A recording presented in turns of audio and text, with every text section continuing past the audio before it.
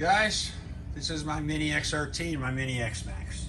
X-Max has been pretty cool so far, no real issues with it. XRT, there's a fatal flaw, but I think the fatal flaw might be in both of these things. If you watch DRC's video, he bashed his a little bit, but on a very light jump, he lost front wheel drive.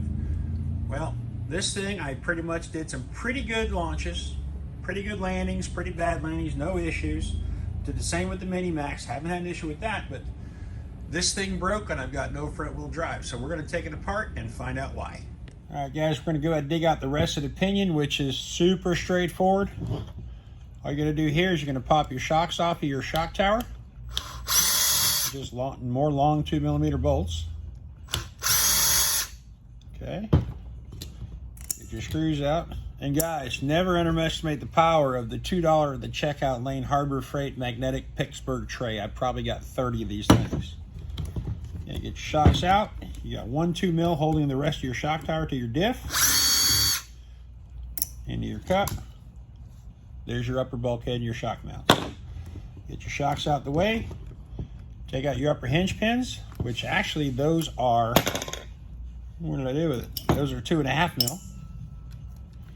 I think that's the only thing 2.5mm on this whole car are these hinge pins. They're like the old Russer style. They're just coarse thread on one side, pins, and they hold the control arms in. Open that up, go back to your 2mm. It should be, yeah, it is 6 bolts. Screws, if you will. Pull that one. That one. Okay. One more. And then, voila, the whole upper case comes out. And there it is, guys. One broken pinion. That's the ring gear, that's the pinion gear. Snap clean off. Now guys, here's the problem I'm having with this whole situation.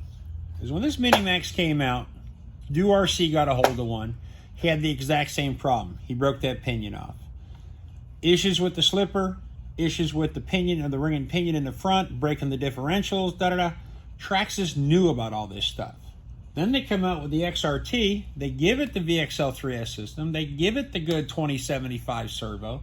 They give it the TQI receiver, transmitter, but they never fix the problem of the pinion. And I don't know whether it's just it's not supporting the drive shaft, is there's too much flex in the chassis. Because I mean, these things, they don't seem to have very much flex to them. You saw my last video with the dog. I mean, I sent this thing a couple times and no issues. Then I hit my wife with it, but I'm starting to think I hit my wife because it was pushing so hard that it happened then, because I really didn't play with it too much after that.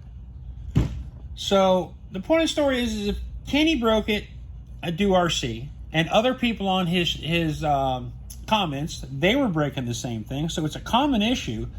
Traxxas knew about the issue. Instead of fixing the issue, instead they knocked the hole in my windshield and knocked the hole in the back of my body for overheating issues and never took care of that. Traxxas, you know I'm a Traxxas fanboy. I have more Traxxas in the front lobby of this shop than most people, most hobby shops. You got to do better. You can't sell me this for $250 and it's total junk, which, to be honest, I run it on 2S with the VXL3. I haven't had too many issues with it. But this thing, I'm barely beating on it, and next thing you know, I'm rear wheel drive. You know, great for drifting. I've had more steering angle, but it's not. Traxxas, you got to do better, guys. You got to do better.